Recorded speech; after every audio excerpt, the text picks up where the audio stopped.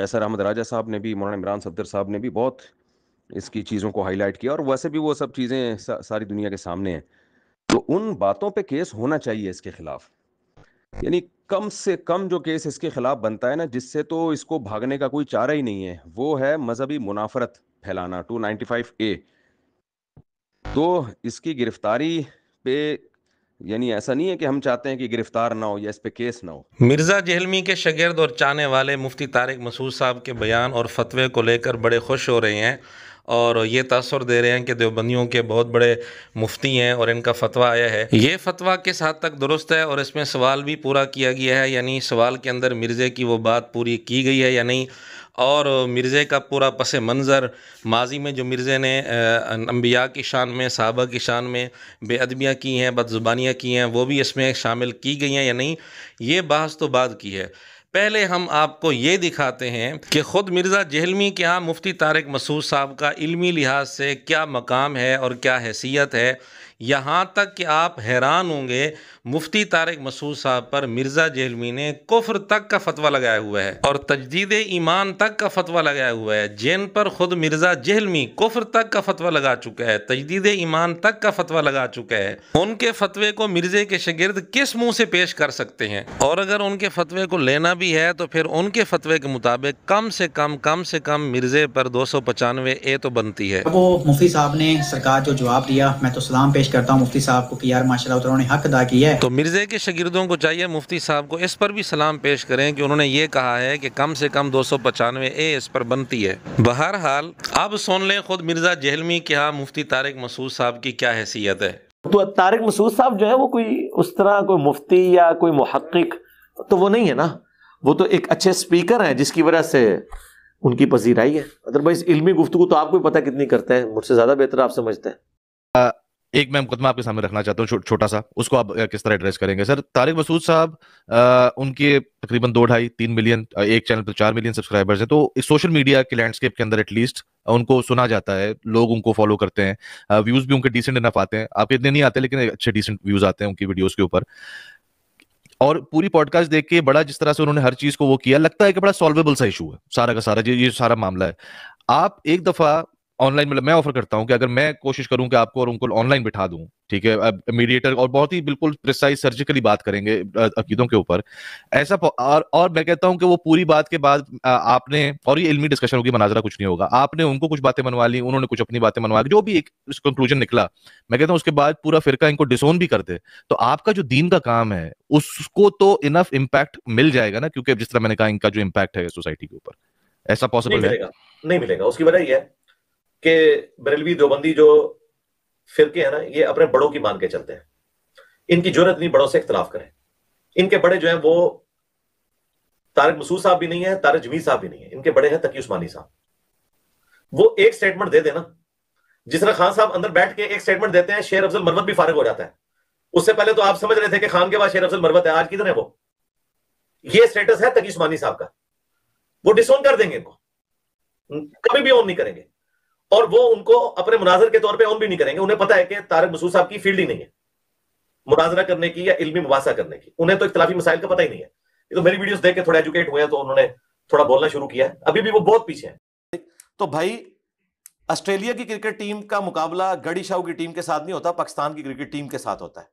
تمہارا بھی پہلی تو میری ڈیمانڈ یہ ہے کہ تمہارا بڑا ہے بات کرنے کے لیے, ٹھیک ہے, اور اگر بڑا نہیں آ سکتا ضعیف العمری کی وجہ سے, تو چھوٹے کو اس طریقے سے ویڈیو میں آن کرے, اور یہ بھی ان کی خواہش کے اوپر. میں نے کبھی کسی کو چیلنج نہیں کیا, یہ چیلنج کرتے تھے نا تو میں نے جواب میں یہ کہا تھا. تو آئے تھے کچھ, آئے 1-2 آئے بھی تھے, آج تک ایک بندہ بھی نہیں آیا جو اپنے مفتی سے ویڈیو بنوا سکے. نہیں ویسے وہ نہیں کرتے. طارق مسعود صاحب آئے تھے نا, ان کو نہیں نا آن کیا انہوں نے.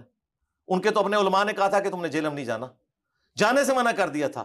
یہاں کسی بھی بڑی دیوبندیوں کی جو مسجد ہے اس میں ان کا پروگرام بھی نہیں رکھا گیا. وہ کہہ رہے تھے کہ ہمارے علماء نے تو منع کیا کہ نہیں جانا. وہ تو اس میں بلیو ہی نہیں کرتے. انہیں ورنہ یہ غلام احمد قادیانی دجال کو اگر کافر سمجھتے ہیں تو چشتی رسول اللہ اور تھانوی رسول اللہ کو بھی کفر کہیں. اور صرف اتنا نہیں, ان کو چھاپنے والے, ان کے حق میں مناظرے کرنے والے, ان کا دفاع کرنے والے, تو میرے بھائی وہ تو سارے مفتی فارغ ہو جائیں گے. ان کے فرقے کے سارے مفتی دفاع کرتے ہیں, آج تک تھانوی رسول اللہ کا دفاع کر رہے ہیں. کیا مفتی طارق مسعود صاحب نے نہیں کیا دفاع؟ इलियास घुमन साहब ने नहीं किया दिफा। मिर्जे ने खुद तस्लीम किया कि मुफ्ती तारिक मसूद साहब थानवी रसूलुल्लाह का दिफा कर रहे हैं, और जो इनका दिफा करे यानी थानवी रसूलुल्लाह चिश्ती रसूलुल्लाह वाले वाक़या का जो दिफा करते हैं, तावील करते हैं, वो मिर्जे के नज़दीक क्या है वो भी सुन लें। अभी सवाल नंबर 16 इसरार शाह का पूछते हैं, अगर कोई शख्स चिश्ती रसूल का डिफेंड करे और तावीलें दे तो क्या वो काफिर हो जाएगा? और वो क्लियर इस कलमा को ठीक नहीं समझता लेकिन वो इसकी तावील करता है। ये तावील तो खुद उसे फिर बताएं कि तुम्हारे आला हजरत ने लिखा हुआ है कि गुस्ताखी की तावील नहीं होगी। तो जो कोई तावील कर रहा है ना इस तरह की सराहतन गुस्ताखी की, जो सराहतन गुस्ताखी हुई है कि किसी ने अपने नाम का कलमा पढ़ाया हुआ है, तो उसकी तावील आला हजरत के नजदीक नहीं मानी जाएगी। उनके नजदीक भी ये कुफर है, हमारे नजदीक भी कुफर है। लोग इन दोनों बातों को सामने रखकर खुद फैसला कर लें कि मुफ्ती तारिक मसूद साहब पर मिर्जे ने कुफ्र का फतवा लगाया है या नहीं। इसी तरह एक और बात की बुनियाद पर मिर्जे ने फतवा लगाया मुफ्ती तारिक मसूद साहब पर कि ये तजदीद निकाह करें, इन्होंने इस्लाम का मजाक उड़ाया है, सुन्नत का मजाक उड़ाया है, वगैरह वगैरह। वो बात आप मिर्जे की ज़ुबान से खुद सुन लें। और इस पर भी तुर्रा वो लतीफ़ा इनका, जो लतीफ़ा क्या वो उन्होंने एक स्लोगन के तौर पर और एक दावे के तौर पर बात की कि जी अगर कोई बेवा के साथ शादी करता है तो मैं उसकी दूसरी शादी जो है वो 16 साल की लड़की के साथ करवाऊंगा, और 16 साल की ना मिली तो 8-8 साल की 2, नहीं तो 4-4 साल की 4। ये अल्फाज हैं, अस्तगफिरुल्लाह तौबा इलैह। पहले तो मैं इल्मी फकी दूंगा कि जिसकी एक हो चुकी है उसको 4 कैसे और करवा देंगे 4-4 साल की, 5 होगी शादियां फिर तो। और दूसरा ये 4-4 साल की शादियां 4-4 साल की बच्चियों के साथ करवाना, ये कौन सी इस्लाम की खिदमत है? और ये किस आयत और हदीस के अंदर आया है कि आप उलमा जो है मेंबरों पर लोगों को ये कहेंगे 4-4 साल की 4 बच्चियों के साथ मैं शादी करवाऊंगा, और वो सामने भी बैठे हुए जो है लोग वो हंस रहे हैं। अब ये जो मसला है ना स्पेसिफिकली ये वाला जो मैंने आखिर में बयान किया, ये शाइरुल्लाह की तकरीम वाला इशू बन जाता है। फिर इसमें ज़ाहिर है शादी एक सुन्नत है, उसका मजाक उड़ाया जा रहा है। दीन के किसी मसले का मजाक इस तरह मिंबर पर उड़ाना, इनकी ये वीडियो आप किसी भी जिम्मेदार हनफी आलिम के पास ले जाएं, मुफ्ती तकी उस्मानी साहब हफिज़हुल्लाह ताला के पास ले जाएं, और मुझे उनसे फतवा ले दें कि वो इस वीडियो के ऊपर ये कह दें कि ये बिल्कुल दुरुस्त हुआ है।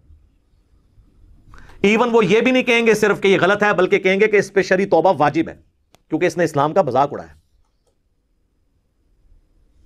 और तौबा जब होगी फिर तजदीद निकाह भी होगा। इन्होंने जितने भी निकाह किए ना उनकी तजदीद करनी पड़ेगी, और अगर कहीं बैत की है तो तजदीद बैत भी करनी पड़ेगी, क्योंकि शरीयत के एक मसले का मजाक उड़ा है ना। जी नाजरीन, मुफ्ती तकी उस्मानी साहब का नाम लिया कि वो ये फतवा देंगे, और मिर्जे ने उसका रद्द नहीं किया बल्कि तायीद के लिए पेश किया कि वो भी यही फतवा देंगे। तो मिर्जे ने अपनी इस गुफ्तगू में मुफ्ती तारिक मसूद साहब पर क्या फतवा लगाया वो भी आपने सुन लिया। अब मुफ्ती तारिक मसूद साहब का फतवा ये अपने हक में इस्तेमाल कर रहे हैं, तो किस मुंह से इस्तेमाल कर रहे हैं?